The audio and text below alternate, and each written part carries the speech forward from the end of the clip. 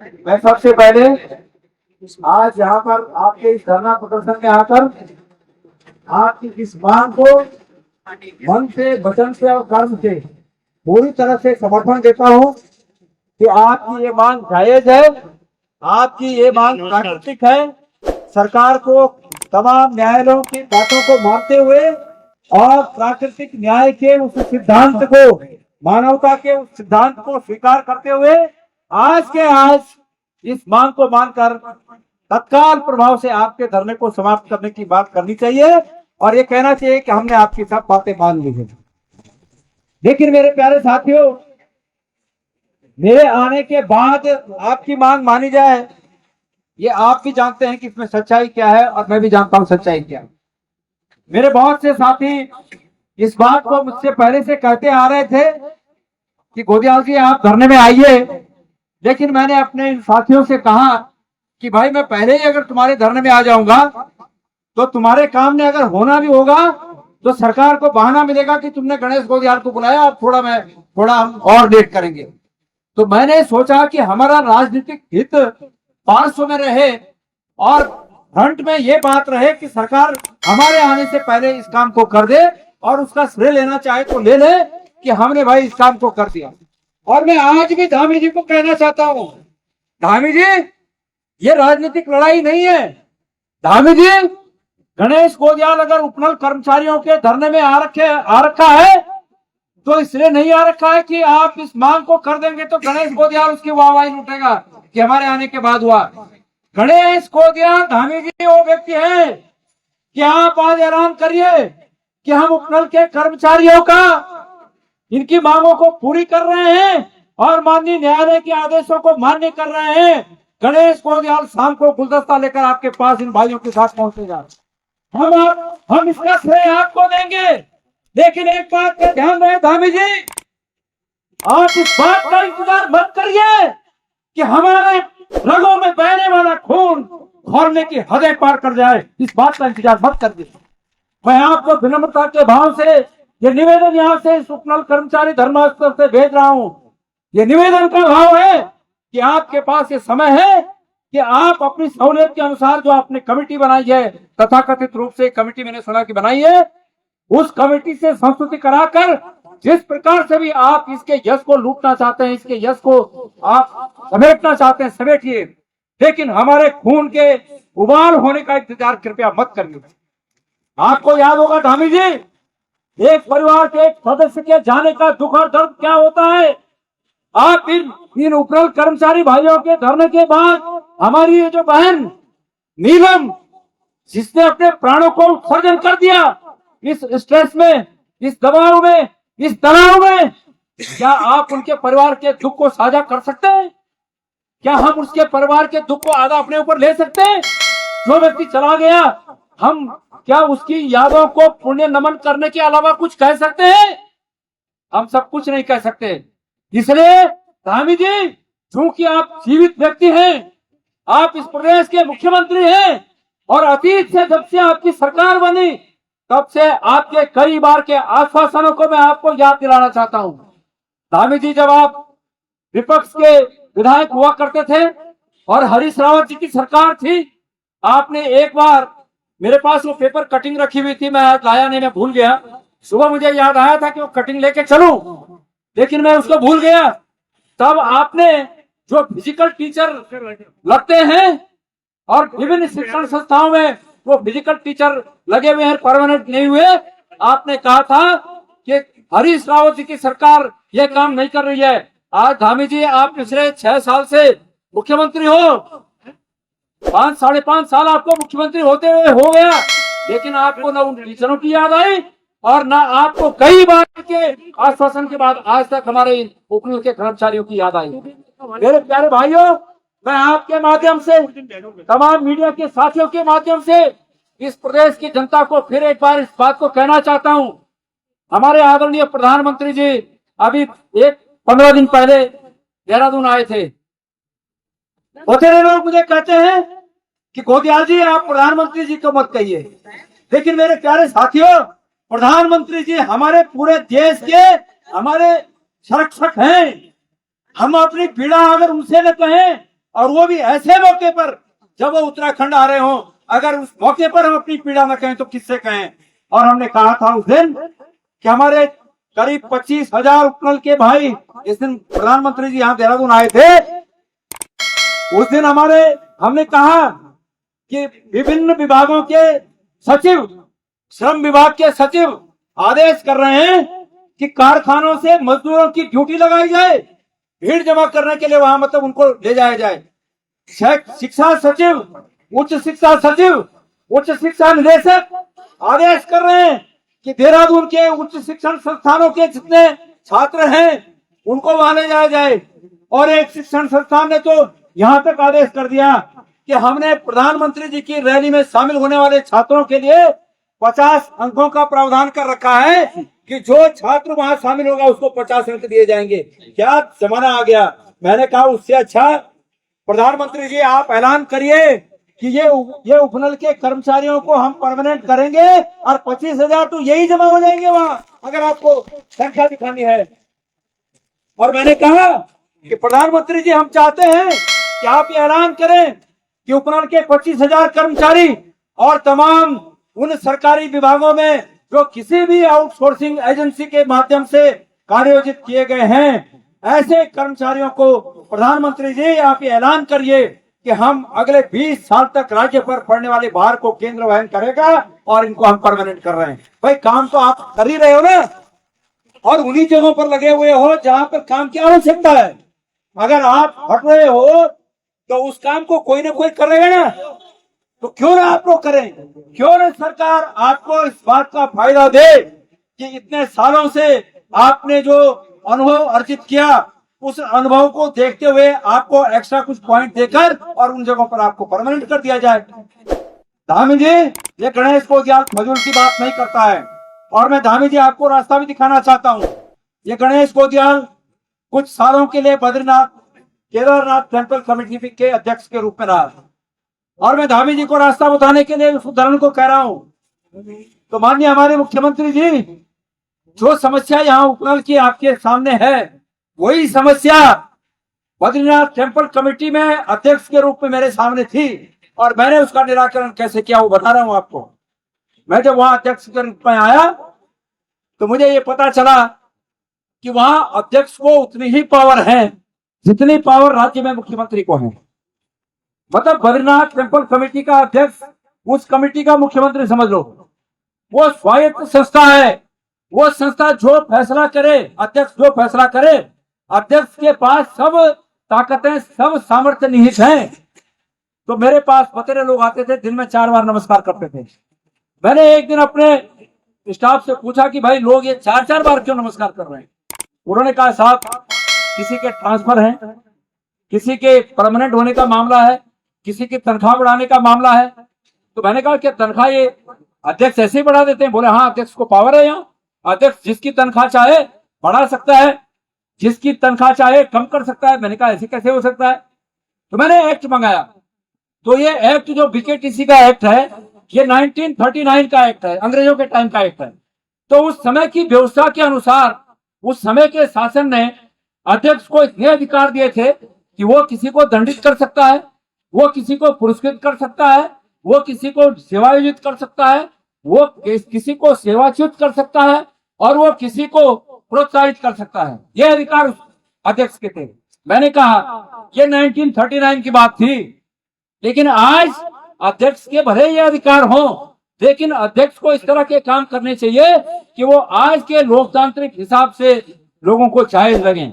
और मैंने कहा जो लोग इस बात से यहाँ 4 बार नमस्कार करने आ रहे हैं कि गणेश कोदियाल से हम तनख्वाह बढ़ा लेंगे, आप एक नियम बनाइए। और मैंने वहां नियम बनाया। वहां 20-20, 25-25 सालों से टेम्पररी लोग थे, पर मैंने वहां नियम बनाया। मैं ये बात मुख्यमंत्री जी को चाहे वहां तक पहुंचे इसलिए कह रहा हूं। मैंने वहां नियम बनाया कि भाई शासन से जो पद स्वीकृत हैं वो पद पूरे हैं, उसमें कोई गुंजाइश नहीं है किसी को रखा जाए। हम शासन से नए पदों के सृजन की मांग भेजते हैं, ये शासन के हाथ में है कि वो इसको स्वीकृत करें कि न करें, लेकिन तनख्वाह देने का जो काम है वो हमारे हाथ में है, और शासन इससे नहीं रोक सकता हमें कि तुम तनख्वाह कितनी दे रहे हो, क्यों दे रहे हो। इसलिए मैंने ये कहा कि अब से जो खाली होने वाले पद हैं उनमें सीनियरिटी के हिसाब से समायोजन कर दिया जाए। एक तो ये आदेश निकाला कि जो पद खाली हो उसमें सीनियरिटी के हिसाब से समायोजन कर दिया जाए। दूसरा मैंने ये आदेश निकाला कि जिसको 5 साल पूरे हो गए उसको न्यूनतम इतना वेतन मिलना चाहिए, जिसको 10 साल हो गए उसको न्यूनतम इतना मिलना चाहिए, और जिसको 15 साल पूरे हो गए उसको एक परमानेंट कर्मचारी के बराबर वेतन मिलना चाहिए। और ये वेतन मिलने में सरकार कोई हमें रोक नहीं सकती, क्योंकि हम अपने संसाधनों से वहां तनख्वाह देते हैं। तो हमने ये रास्ता निकाला। जब तक मैं वहां अध्यक्ष रहा तब तक की व्यवस्था चली, और जैसे ही मैं अध्यक्ष से हटा वो व्यवस्था खत्म और पहले वाली व्यवस्था लागू कि जो अध्यक्ष जी को नमस्कार करे उसकी तनख्वाह आगे। और अभी मैंने एक अध्यक्ष जी को बीच में रास्ता भी दिखाया, आपने सुना होगा, जब वो बहुत चींटी करने लगे कि सोना गायब होने में मेरी कोई भूमिका नहीं, मैं गणेश गोदियाल को नोटिस देने वाला हूं। मैंने कहा मैं उनके नोटिस का स्वागत करता हूं, आज 45 दिन हो गए, अब तो मैं ही जी उनको नोटिस देने वाला हूं कि कहा तुम्हारा नोटिस। मैंने ये कहा कि यही व्यवस्था खराब हुई कि उन्होंने भी किसी की तनख्वाह बढ़ा दी ऐसे ही बिना नियम के। तो ये सरकार इस तरह के कामों में लगी हुई है। माननीय मुख्यमंत्री जी, मैं आपसे एक निवेदन करना चाहता हूं इस मौके पर, अगर आपके पास ऐसी टीम नहीं है कि जो कि इस प्रॉब्लम का रास्ता आपको सुझा सके, और आप अगर मुझे अलग से बोलते तो मैं अलग से भी मिलकर ये रास्ता आपको सुझा देता, लेकिन ऐसी कोई मेरी और आपके बीच वार्ता होती नहीं है।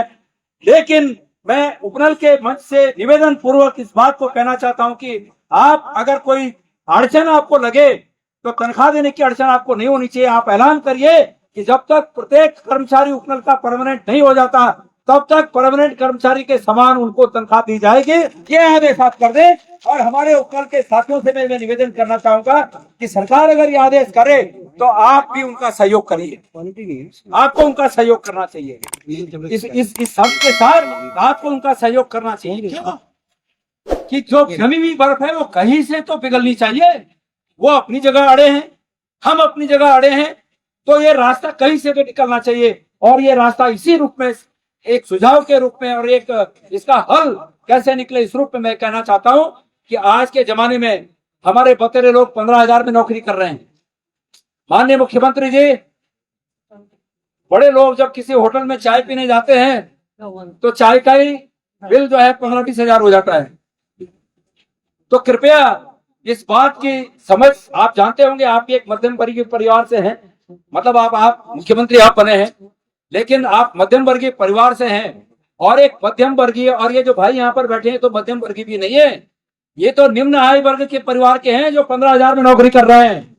तो ये निम्न आय वर्ग के हमारे परिवार, ये हमारे भाई कैसे अपने जीवन का यापन कर रहे होंगे, ये बहुत ही महसूस की जाने वाली बात है। और अगर आपको जरा भी दिल की सहृदयता आपके अंदर है तो माननीय मुख्यमंत्री जी, मैं उम्मीद करता हूं कि आज शाम तक, आज की रात की ठंड इन भाइयों को, इन बेटियों को, इन बहनों को न झेलनी पड़े, इससे पहले आप कोई न कोई हल निकालेंगे। और मैंने कहा है कि इसका राजनीतिक श्रेय ये गणेश गोदियाल आपको देगा, खुलेआम देगा, खुलेआम मुख्यमंत्री को राजनीतिक श्रेय दिया जाएगा कि मुख्यमंत्री ने हमारे इतने भाइयों का भला किया। और मैं पुष्प गुच्छ लेकर, हमारे साथी चाहेंगे तो इनके साथ, और अगर ये साथी न भी चाहें तो अकेले गणेश गोदियाल अपने कांग्रेस के साथियों के साथ मुख्यमंत्री का अभिनंदन करने जाएगा।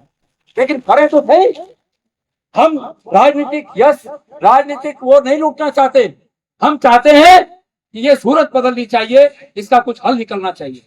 तो मेरे प्यारे भाइयों, मैं आपको इस मौके पर इतना कहना चाहता हूं कि पहले तो मुख्यमंत्री करेंगे, नहीं तो इस आपके पूरे संघर्ष के साथी बनकर इस सरकार को मजबूर करेंगे कि ये सरकार आपके हितों की रक्षा के लिए कदम उठाए।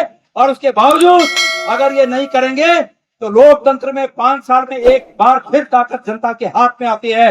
सब लोग जनता के बीच जाएंगे और इस सरकार को झुकाएंगे, खदेड़ेंगे, भगाएंगे। उसके बाद जब इस प्रदेश में सत्ता स्थापित होगी तो गणेश गोदियाल आपको आश्वासन देता है कि गैरसैंण से पहला जो आदेश होगा वो आदेश उपनल और तमाम हमारे ऐसे कर्मचारी जो सरकारी सेवाओं में लगे हैं उनको परमानेंट करने का आदेश होगा। ये मैं आपको आश्वासन देना चाहता हूँ, आपको भरोसा देना चाहता हूँ। अब बतेरे लोग मुझे ये कहते हैं कि साहब इसकी गारंटी क्या है? गारंटी गणेश गोदियाल है, प्राण जाए पर वचन न जाए, है गारंटी उस बात। हम सार्वजनिक जीवन में मुंह में दिखाएंगे। मैंने एक दिन अपने सोशल मीडिया में कहा और एक पत्रकार साथी के इंटरव्यू में कहा कि जो जो गणेश गोदियाल कहता है आप उसकी फुटेज को संभाल के रखिए और आपके आशीर्वाद से जिस दिन सत्ता मिलेगी उन फुटेज को मुझे भेजिए। किसी ने मुझे कहा कि गैरसैंण की बात करते हो। मैंने कहा इतने दिनों का सत्र आयोजित करेंगे कि ये पता चल जाएगा कि कौन गैरसैंण रह सकता है कौन गैरसैंण नहीं रह सकता। और आप लोगों से भी कहना चाहता हूं, तैयार रहिए, अपनी मांगों के लिए अड़िए, लेकिन भगवान करे आपकी मनोकामना पूरी हो तो उसके बाद इस उत्तराखंड की सेवा करने का जहां मौका मिले, उत्तराखंड के जिस जिले में सेवा करने का मौका मिले, ये हिम्मत रखिए हम वहां जाकर इस प्रदेश की सेवा करेंगे। ये हिम्मत रखिए। इसके बाद ये नहीं रखिए कि सभी धाड़ी दे दो, सभी धाड़ी दे दो नहीं, अपनी मांग पर अड़े रहिए, अपनी मांग को मनवाइए, ये आपका हक है। लेकिन उसके बाद जिस प्रकार से हमारे फौजी भाई देश की सरहदों पर बर्फ में, अभिलाषों में, हिमस्खलन के खतरों के बीच खड़े होकर इस देश की रक्षा करते हैं, तो हमें अल्मोड़ा, पिथौरागढ़, उत्तरकाशी सेवा करने में क्या दिक्कत है। एक हमारे माननीय विधायक जी ने परसों बीच में कहा कि भाई सब विधायकों ने यहाँ मकान बना दिए हैं, भाई राजधानी यहाँ होगी तो यहाँ मकान बनाएगा ही फिर कोई। अगर राजधानी होगी तो ये सबकी आवश्यकता है, लेकिन मैं तो चाहता हूं कि मैं उन माननीय विधायक जी का मकान गैरसैंण बनवाऊं, मैं ये चाहता हूं। और मैं ऐलान भी करता हूं कि माननीय विधायक जी, ये मेरी तरफ से होगा कि गणेश गोदियाल राज्य सत्ता की ओर से, आप उस समय भी विधायक रहे, मेरी शुभकामनाएं हैं, और गणेश गोदियाल आपके लिए गैरसैंण में मकान की व्यवस्था करेगा, ये मैं वादा करता हूँ। तो मैं आप लोगों के बीच मैं बहुत कुछ नहीं कर सकता। गणेश गोदियाल भी जैसे आप निम्न मध्यम वर्गीय परिवार के हैं, मैं थोड़ा मध्यम वर्गीय परिवार का हो सकता हूँ, पर मैं मध्यम वर्गीय परिवार का भी अपने भरोसे हूँ, बाप के भरोसे नहीं। जो कुछ किया मैंने किया भाई, मैं बहुत कुछ नहीं कर सकता, लेकिन इन अपने भाइयों के लिए 1-2 दिन के भोजन की व्यवस्था हेतु मैं मेरी ओर से 50,000 रुपए आप लोगों को दे रहा हूँ। और इसको पत्रम पुष्पम थोड़ी सहयोग राशि समझना। अब होते हम भी छोड़ दो तो छोड़ा वो सब लौटे, और हम नहीं छोड़ो तो नहीं छोड़ा वो कब लौटे। तो 50,000 जोड़ने पड़ेंगे, कुछ कर पड़ो, लेकिन प्राण जाए पर वचन न जाए। जो बोले ले वो आज 2 घंटे में पूर्ण कर लो, 2 घंटे में आप तक पहुंच जाना, 1 घंटे में पहुंच जाना, ये मैं आपसे पहुंचाना चाहूँ। और इस उत्तराखंड को संवारने के लिए आपकी जो भूमिकाएं रही, जो आप लोगों का सहयोग रहा, वो हमेशा याद किया जाएगा। और मैंने बोल दिया 1 साल का समय बचा है, पहले तो मैंने बोल दिया धामी जी हम हाथ जोड़ के निवेदन कर रहे हैं, और खुले मन से बोला कि हम आएंगे आपका स्वागत करने के लिए, आपने बड़ा काम कर दिया है, कर दीजिए, कोई राजनीति नहीं है, कोई बात नहीं है, आप कर दीजिए इन भाइयों का काम। और नहीं करेंगे तो तब हमने बोल दिया कि हमारे खून को खोलने की प्रतीक्षा न करें। और उसके बाद हम सब ये भी निवेदन करते हैं आपसे, देखो आप लोगों ने भी कुछ गलतियां की हैं। एक गढ़वाली में कहावत है, कितने लोग गढ़वाली कुमाऊनी जानते हैं? जो कुमाऊनी भी जानते होंगे वो भी मेरी भाषा समझ जाएंगे, हम तो शाम के लोग हैं। दांतों से छोड़े हो, वो ढूंढने पकड़े हो, 2022 में तुम दांतों छोड़ देनी, और अब वो फुल पकड़ने की कोशिश करना चाहते। अब यूं और मगर ये जो अजगर होना, अजगर और अपन जो टाइट करे, जो पकड़ जाओ और टाइट करे, यूं तक चिंता के लिए नहीं जाए। इनको चिंता इसलिए नहीं है कि ये चुनाव में चोरी करना सीखे हैं, इनको ये पता चल गया है कि चुनाव चोरी कैसे करना है। इनको आपके मतों पर विश्वास थोड़ी है, ये जानते हैं कि ये लोग तमाम कोशिशें करेंगे कि भाई बीजेपी सत्ता में ना आए, और इनको अपनी चोरी पे भरोसा है। लेकिन हम भी सजग हो गए हैं, और हम भी इनकी प्रत्येक चोरी को जो आज तक इन्होंने की, और प्रत्येक ऐसी चोरी को जो करने वाले हैं, हमारी भी उन पर नजर है। तो इसलिए ये चोरी करने वालों को एक बार सत्ता से नीचे उतारना आवश्यक है। वैसे भी मैं अगर राजनीति को छोड़ दूं, थोड़ी देर के लिए मैं भूल जाऊं कि मैं किसी पार्टी का अध्यक्ष हूं, और एक स्वतंत्र नागरिक के रूप में मैं आपको अगर रास्ता दिखाना चाहूं, तो यह आवश्यक है कि सत्ता का बदलाव निरंतर होना चाहिए। अगर सत्ता का बदलाव नहीं हुआ, तो मैंने कल साधारण भाषा में, अपनी गढ़वाली भाषा में साधारण रूप में एक बात कही थी कि बहुत दिनों तक अंदर पहने हुए ये कपड़े अगर बदले न जाए तो इसमें झूम पड़ जाते हैं। एक महान विचारक यूरोप के कोई थे, उन्होंने ये बात कही थी कि लोकतंत्र में अगर सत्ता बदलाव नहीं किया गया तो तानाशाही आ जाती उनमें, और वो तानाशाही अंततः जनता का शोषण करती है। तो इसलिए आवश्यक है कि इनको बदला जाए। इस प्रदेश के हित में कोई मुझे अभी कह रहा था, मेरा पत्रकार साथी ये कह रहा था कि साहब बिहार का इलेक्शन देखिए और बीजेपी के नेताओं में तो बहुत मनोबल उनका ऊंचा हो रखा है। मैंने कहा आप उत्तराखंड को बिहार मत समझिए, ये उत्तराखंड वो राज्य है जहाँ का लिटरेसी रेट भारत में सर्वोच्च है, सबसे ज्यादा पढ़े लिखे लोग हमारे हैं। इसलिए बिहार को हम हमारी तुलना बिहार से मत कीजिए। हम अलग तरह के लोग हैं, अलग तरह का राज्य है, और ये राज्य इनकी चोरी को भी पकड़कर नेस्ता नाबूद करके इस प्रदेश में सरकार को बदल के रहेगा। पर बहरहाल ये राजनीतिक बात है, इससे आप लोग अलग रहिए। मैं आपका आह्वान करता हूं कि आप अपनी मांग पर अड़े रहिए, हम आपके साथ हैं। और मुख्यमंत्री जी से पुनः एक बार हाथ जोड़ के, भाई मीडिया के साथियों मेरी फोटो खींच के मुख्यमंत्री को भेज दीजिए और स्टेटमेंट मुख्यमंत्री जी को भेज दीजिए पुनः एक बार, और ये कहिए कि गणेश गोदियाल इस प्रतीक्षा के बाद वहां पहुंचा कि पहले हमने ये इंतजार किया कि हमारे मुख्यमंत्री जी इनकी पीड़ा को समझकर अपने आप ही कोई आदेश कर दें। भगवान राम ने सुग्रीव को कहा, मैं देख रहा था खड़े खड़े दोनों का बैर निकलने दो, ये दोनों भाई भाई हैं, यदि मिलते हैं तो मिलने दो। इतने पर भी बार बार हनुमान पर बाण चढ़ाता था, पर तुम दोनों एक रूप हो इसलिए धोखा खाता था। मैं देख रहा था कि हम ही हैं, धामी भी हम ही है और हमारे भाई भी हम ही है, कोई हल निकल जाए तो अच्छी बात है। ये गणेश गोदियाल मुख्यमंत्री जी तब यहाँ पर आया जब मुझे लगा ये हल निकलने के रास्ते पर नहीं है। लेकिन यहाँ आने के बाद मैं आपसे रास्ता, मैंने जो कहा, ये हो सकता है कि आपके पास कुछ अड़चने हो, लेकिन इसमें कोई अड़चन नहीं है कि जब तक ये हल परमानेंट रूप से नहीं निकलता, आप ऐलान करिए कि आज से ही इनके परमानेंट के तमाम जो सुविधाएं होती है, वेतन होता है, उसी रूप में दिया जाएगा और समय के साथ साथ वो हल निकाला जाएगा। ये रास्ता आपके पास है और आप ये रास्ते को निकालते हैं, ये हल निकालते हैं, तो शाम को गणेश गोदियाल इन भाइयों के साथ फूल का गुच्छा लेकर आपका अभिनंदन करने पहुंच रहा है। मैं इंतजार करूंगा कि शाम तक कोई हल निकले। धन्यवाद, बहुत बहुत धन्यवाद भाई गणेश गोदियाल जी का। जी मैडम कुछ कह रही है तो